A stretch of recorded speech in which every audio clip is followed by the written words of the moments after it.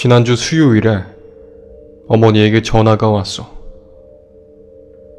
할머니가 위독하셔서 금방 돌아가실 것 같다고 했지. 뭐라 반응할 수가 없었어. 내가 10대쯤에 할머니는 플로리다로 이사를 가셨고 그 후에는 한 번도 뵙거나 얘기를 해본 적이 없었거든. 그게 벌써 20년 전이야. 할머니는 정말 심술궂고 까다로운 데다 지독한 구두쇠셨지. 그래서 우리는 그렇게 밀접한 관계를 갖진 않았어.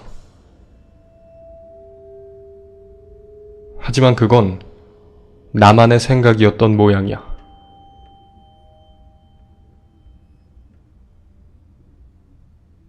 의사는 할머니가 길어야 며칠을 더 사실 거라고 했대. 그래서 어머니와 아버지는 플로리다에 가기로 하셨어. 마지막 인사를 드리기 위해서 말이야. 부모님은 나도 같이 갈 거냐고 물어오셨지.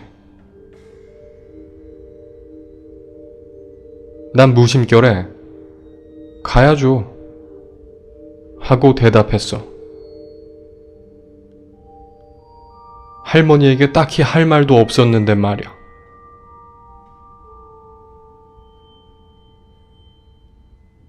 내게 할머니는 실질적으로 거의 남과 같이 느껴졌거든.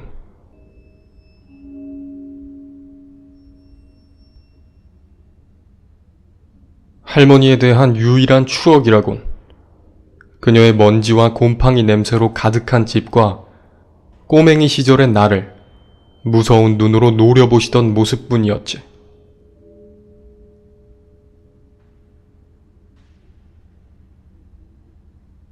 하지만 어머니에게 걸려온 전화를 끊고 나자 새로운 추억이 문득 떠올랐어. 아주 단편적이고 조각난 것이었지만 아무튼 추억이 더 있기는 했지. 그건 내 어린 시절의 침실과 거기에 있었던 전화기,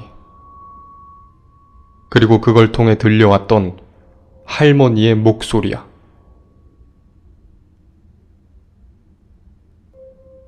나는 기억을 좀 명확히 떠올려 보려 했어. 하지만 기억은 머리 깊숙한 곳에 잠겨 있는 듯 좀처럼 분명해지지 않았지. 오래된 기억을 되살리는 건 결코 쉽지 않은 일이었어.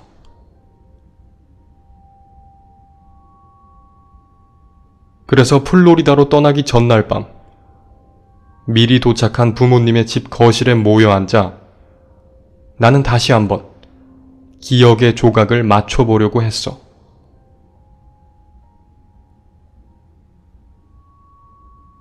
손에 핫초코가 담긴 머그잔을 들고 부모님과 둘러앉아 나는 우선 기억나는 것들을 얘기하기 시작했지.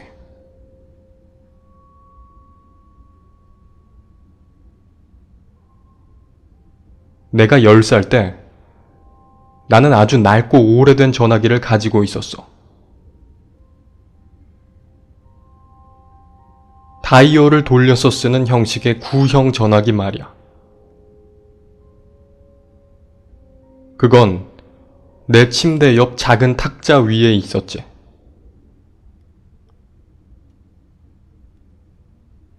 그런데 어느 날 새벽 2시에 따르릉거리는 벨소리가 나를 잠에서 깨웠지.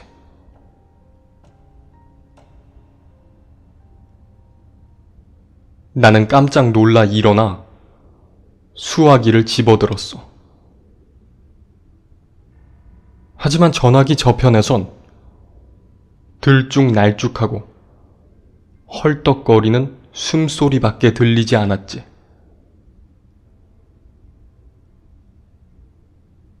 오직 그 소리만이 전화기 너머에서 계속 들려오고 있었어.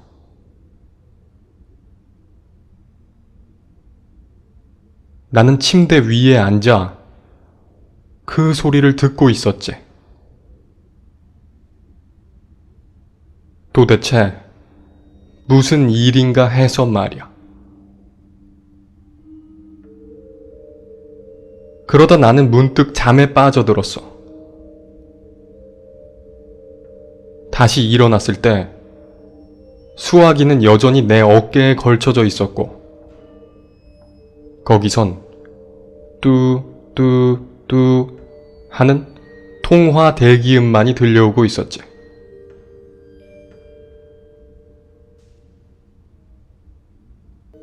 그리고 며칠 뒤 또 다시 전화기가 울렸어. 새벽 2시에 말이야.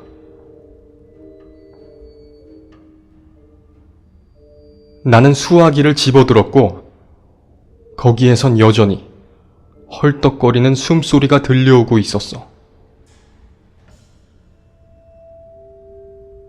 하지만 이번엔 누군가의 목소리도 함께였지.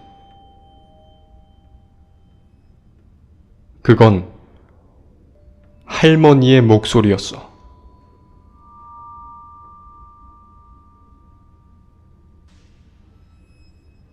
누군가가 말썽꾸러기인 것 같구나. 아주 고약한 말썽꾸러기.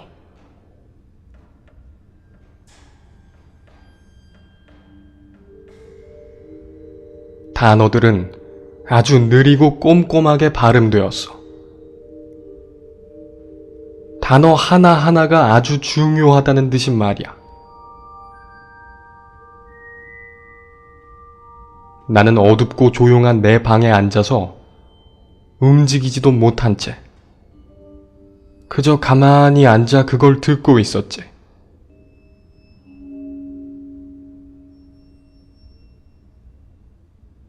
아무도 네가 무슨 짓을 했는지 모르겠지. 하지만 나는 알고 있단다.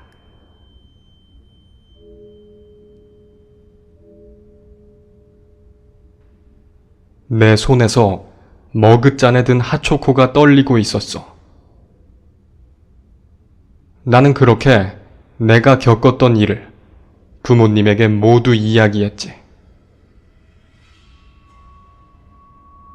아버지의 눈은 깊은 생각에 잠겨 있는 것처럼 보였어. 그는 자신의 어머니가 그런 행동을 했다고는 도저히 믿을 수 없는 것처럼 보였지.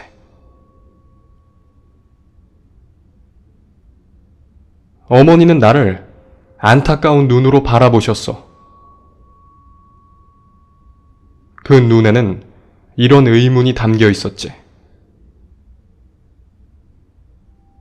왜 그 일이 일어났을 때 바로 우리에게 말하지 않았니?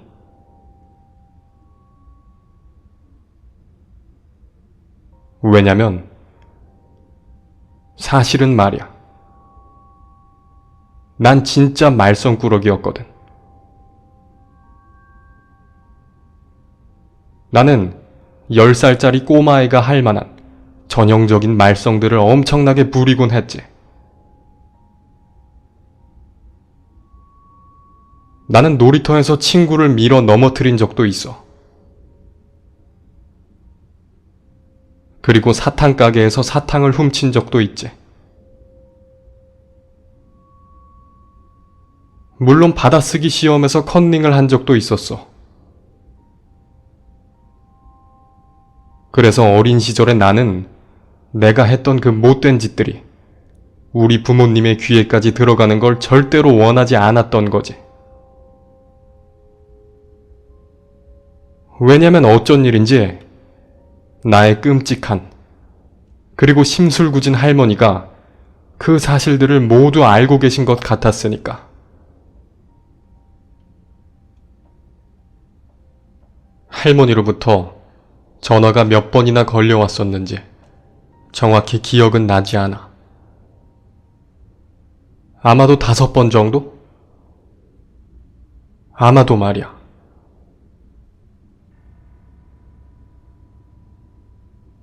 하지만 어떤 날 걸려왔었던 건 그러니까 첫 번째 전화로부터 몇 주가 지나 걸려왔던 그 전화는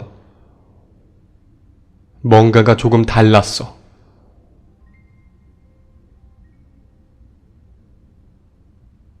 그날 나는 또다시 한밤중에 따르릉거리는 소리를 듣고 잠에서 깨어났지. 나는 수화기를 들어 내 귀에 가져다 댔어. 다 쉬어버린 늙은 여성의 목소리가 내 귀에 들려왔지.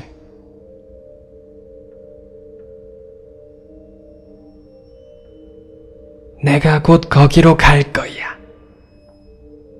나는 네가 무슨 짓을 했는지 다 알고 있단다. 벤, 우리 벤.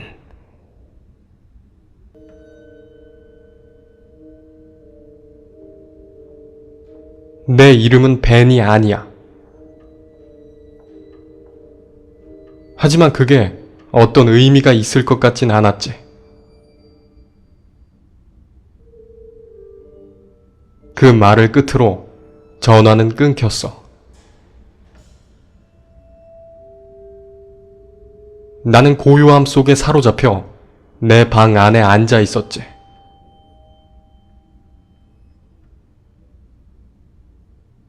집 안에서 들려오는 아주 작은 소음도 놓치지 않을 수 있었고, 창문 밖에서는 바람이 나뭇가지를 흔드는 소리가 내 귀를 선명하게 파고들었지.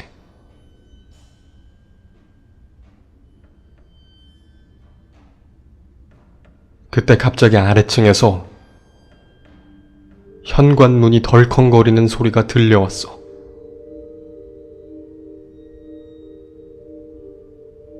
나는 몸을 숙이고 발꿈치를 든 채 복도를 따라 움직였어. 그리고 계단 앞에 엎드려서 난간 너머로 아래층을 관찰했지.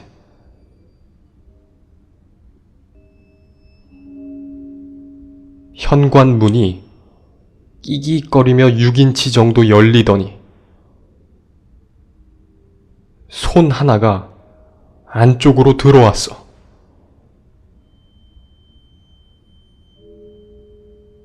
마치 잠금 장치를 찾아 헤매는 것 같았지.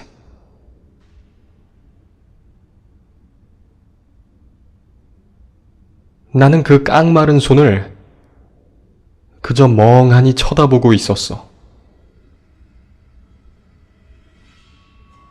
손톱이 너무 길어서 끝부분이 휘어지고 있었지.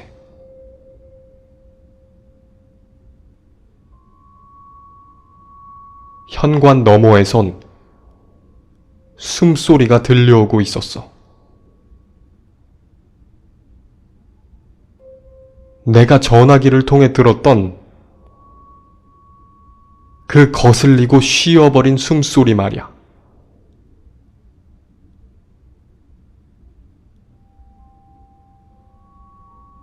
무서워진 나는 고개를 돌려버렸어.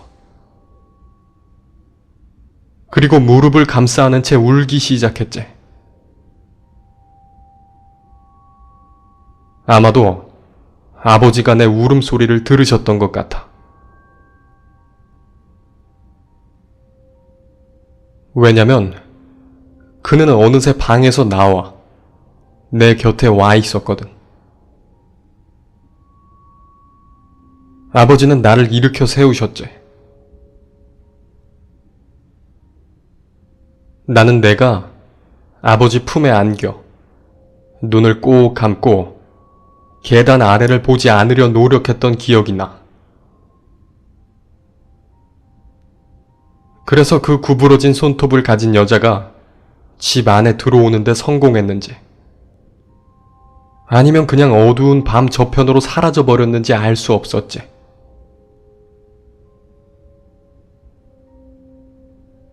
아버지는 나를 안방으로 데려가셨고, 나는 부모님 사이에서 다시 잠을 청하게 되었어. 떨리는 몸을 진정시키려고 애쓰면서 말이야.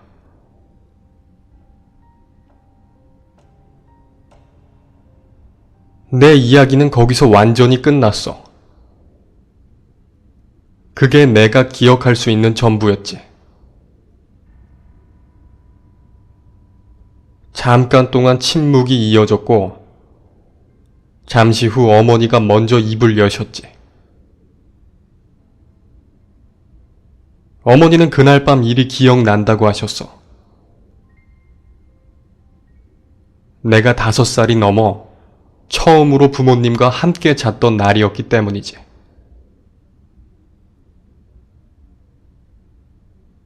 아버지는 여전히 입을 다물고 계셨어.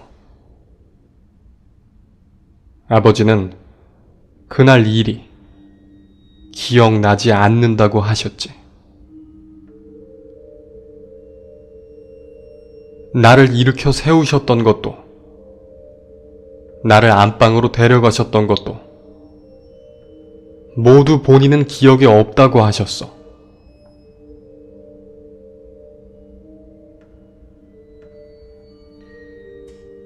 어머니는 내 어깨에 손을 올리셨어. 그리고 끔찍한 기억을 솔직하게 말해주어서 고맙다고 말씀하셨지. 나는 겸연쩍게 웃는 것 외엔 딱히 할 수 있는 일이 없었어.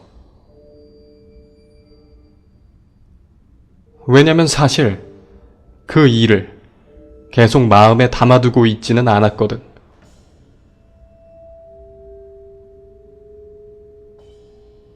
할머니 소식을 듣기 전까지 그건 거의 잊혀진 기억이나 다름없었지.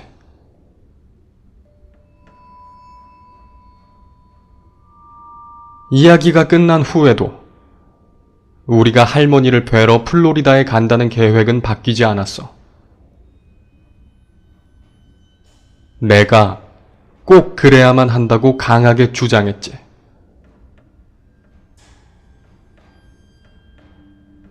만약 내가 그 일의 진상을 알고 싶다면 나와 할머니에게 남은 시간은 많지 않았어. 나는 남은 평생을 그저 궁금해하면서 내가 겪은 일이 정확히 어떤 것이었는지 그렇게 궁금해하면서 보내고 싶지는 않았지.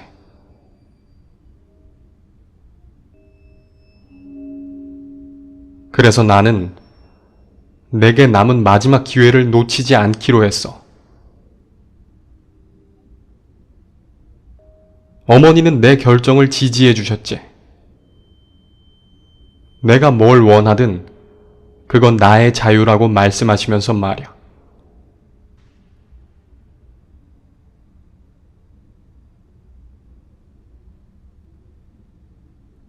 플로리다로 가는 비행기 속에서 우리 셋은 그저 조용할 뿐이었어. 어머니는 아랫 입술을 깨무신 채 그저 낱말 맞추기 퍼즐에 집중하고 계셨지. 하지만 3시간 동안 낱말은 오직 5개만 채워져 있을 뿐이었어.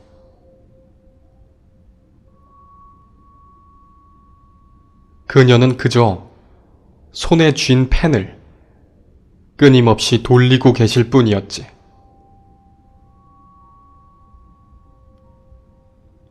아버지는 묵묵히 창 밖을 바라보고 계셨어. 마치 나와 어머니가 거기에 없는 것처럼 말이야. 두 분 모두 내가 새벽 2시에 받았던 전화에 대해 추가적인 질문을 하지는 않으셨지.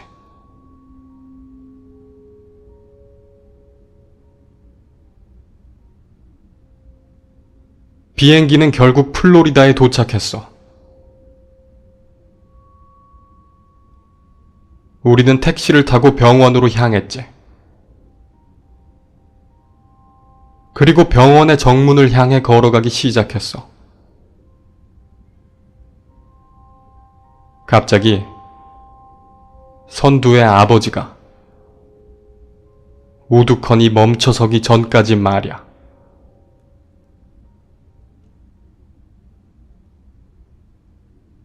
그는 우리 쪽을 돌아보았어. 붉게 충혈된 눈으로.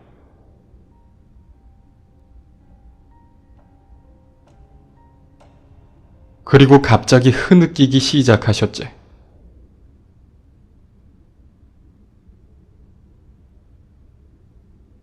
아버지는 벤치에 주저앉아 도저히 더 이상은 못하겠다고 말씀하셨어. 그는 본인의 어머니를 마치 죄인처럼 추궁하러 갈 수는 없다고 했어.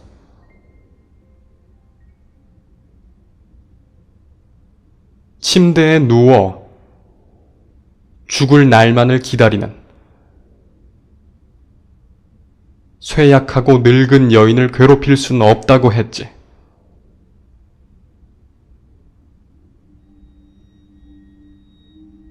대신 그는 더듬거리며 자백을 시작했어.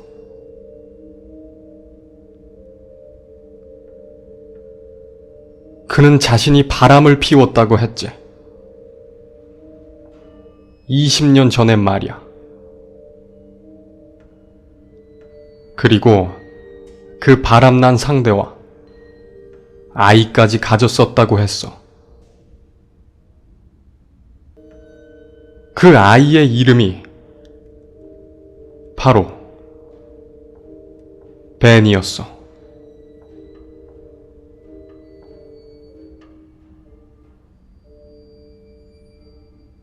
나와 어머니는 병원 근처에서 그저 서 있을 뿐이었지.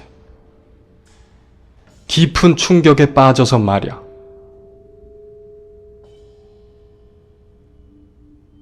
내 조각난 기억이 마침내 아버지가 영원히 비밀로 하려던 무언가를 실토하게 만들었어. 아버지는 더 이상 거짓말을 하며 살기를 거부한 거지.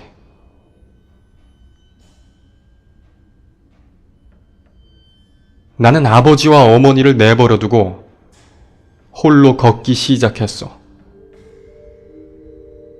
충격에 빠져 비틀거리면서 말이야. 그 어떤 것도 말이 되지 않았어. 내 머릿속은 할머니를 만나야겠다는 생각으로 가득 차 있었지. 나는 진실을 알고 싶었어. 그리고 병원의 프론트에서 결국 할머니의 병실이 어디인지 확인할 수 있었지. 하지만 내가 거기 도착했을 때 그녀는 이미 사망한 상태였어. 고모와 삼촌이 그녀의 말라빠진 시체 곁을 지키고 있었지. 그녀의 깡마른 손을 잡은 채 말이야.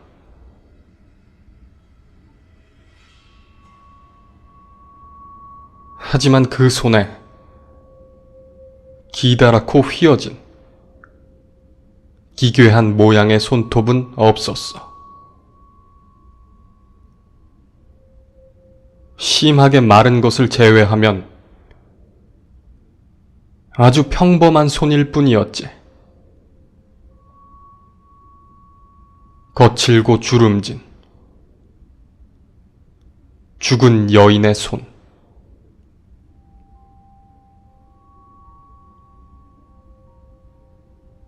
만약 내가 병실에 몇 분만 일찍 도착했다면 나는 할머니에게서 그 다 쉬어버린 숨소리를 들을 수 있었을지도 몰라. 그리고 아마 그 숨소리는 그녀가 내뱉는 마지막 숨이었을지도 모르겠지.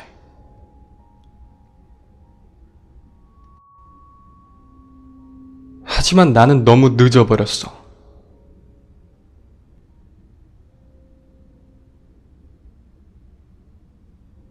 병실 창 밖에서 나는 아버지가 정처 없이 병원 마당을 걸어 다니는 모습을 볼 수 있었어.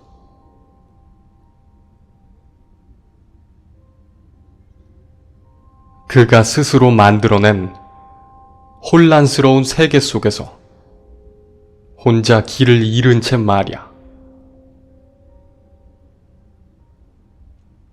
나는 어떻게 해야 20년이나 그렇게 큰 비밀을 숨길 수 있는지 궁금했지. 그런 커다란 거짓을 혼자서 가슴에 품고 있는 건 어떤 기분일까 궁금했다고.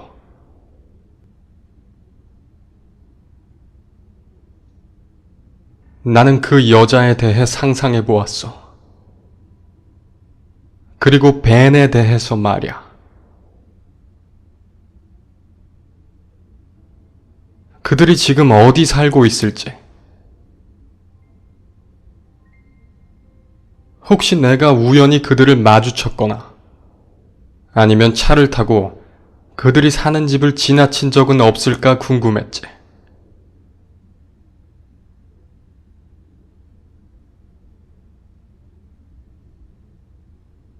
그리고 그 전화.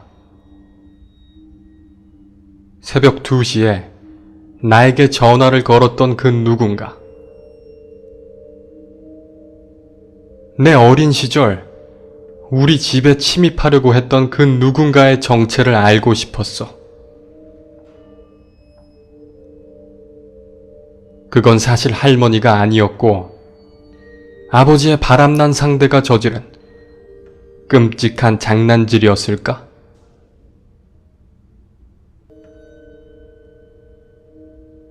그게 아니면 아버지의 외도에 대해 알고 있던 또 다른 누군가가 협박용으로 한 짓이었을지도 모르지.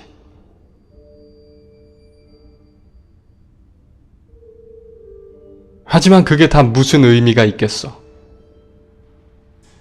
지금 그게 무슨 상관이냐고. 나는 어머니가 받으셨을 큰 충격이 걱정되었어. 어머니는 병원 로비의 소파에 계셨어. 나는 그녀 옆에 앉았지. 어머니는 이상할 정도로 평화로워 보였어. 아마 충격이 너무 커서 그걸 전부 수용하지 못한 걸 수도 있겠지. 나는 어머니의 어깨에 손을 올렸어. 어머니는 나에게 고맙다고 말씀하셨지. 내가 그 일을 기억에서 잊지 않아서 말이야. 왜냐면 그날 밤의 기억 덕분에 아버지는 결국 진실을 실토하셨기 때문이지. 비록 그 진실이 너무나 끔찍하고 모든 것을 영원히 바꾸어 버리겠지만, 그래도 모른 채 살아가는 것보다는 그게 나을지도 모르지.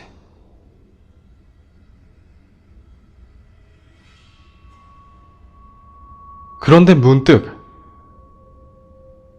나 자신에게 스스로 의구심이 들었어.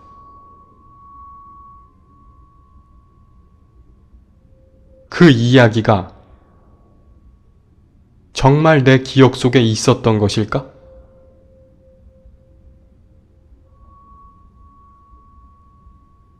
왜 할머니의 소식을 듣기 전까지 그 일이 한 번도 머리에서 떠오른 적이 없었을까?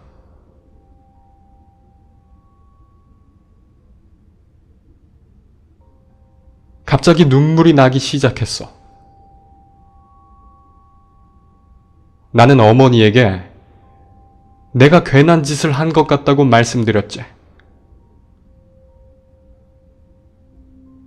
어쩌면 어린아이의 상상 속에서 왜곡되고 창조되었을지 모를 기억으로 내가 우리 가정을 파괴한 것 같다고 말이야.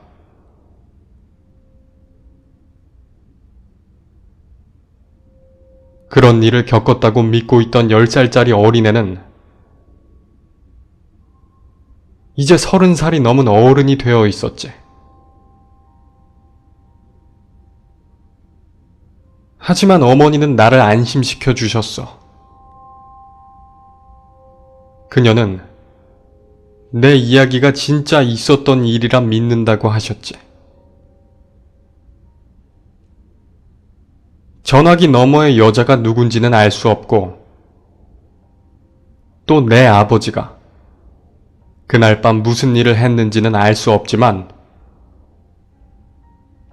어머니는 아무튼 내 이야기를 믿겠다고 하셨지.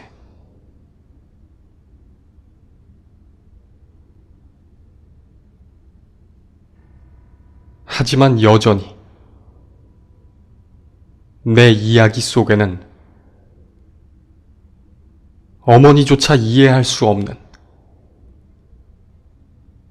단 한 가지의 의문점이 있었지.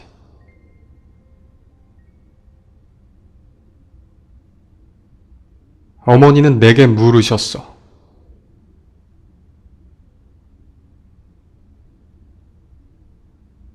네 방에 있던 그 전화기 말이야. 너 그게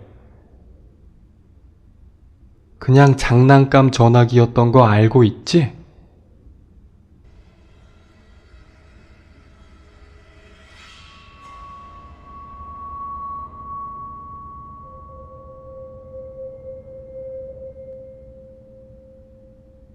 오늘의 이야기는 여기까지입니다. 아무쪼록 들어주셔서 감사합니다.